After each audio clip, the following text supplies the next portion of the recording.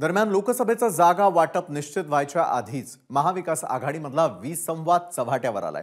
ठाकरे गट 23 जागा लढवणार असल्याची माहिती संजय राऊतांनी दिली, तर असा कुठलाही फॉर्म्युला ठरला नाही असं खुद्द नाना पटोले म्हणतात।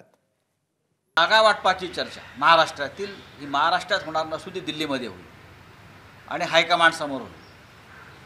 आम्ही 23 जागा लढवतो हे आम्ही दिल्लीच्या काँग्रेसच्या नेत्यांना स्पष्ट सांगितलेलं आहे आणि आमचे संबंध दिल्लीतल्या काँग्रेस नेत्याशी अत्यंत मधुर आहे। मग सोनियाजी असतील, राहुलजी असतील, खरगेजी असतील किंवा वेणुगोपालजी असतील, आम्ही 23 जागा लढतो। प्रकाश आंबेडकर यांच्याशी चर्चा अंतिम टप्प्यात आलेली आहे आणि प्रकाश आंबेडकर या महाविकास आघाडीचे आणि इंडिया आघाडीचे घटक असावेत याविषयी आमची दिल्लीमध्ये सविस्तर चर्चा झालेली आहे। आम्ही 23 जागा लढणार। 29 तारखेला काँग्रेसची मीटिंग आहे, त्याच्यामध्ये पहिले निर्णय होईल आणि त्याच्यानंतर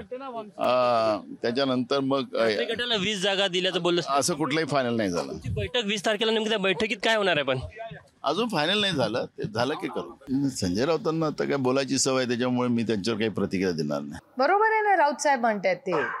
अर्थातच आमच्या तिघांमधल्या काही चर्चा इथे होतील राज्यात पहिल्या स्टेपला आणि काही झालेल्याही आहेत ऑलरेडी, आणि त्या दिल्लीमध्ये आम्ही सगळे चर्चा करून फायनल होईल, कारण का ते इंडियाचा पण तो अविभाज्य भाग असेल ना।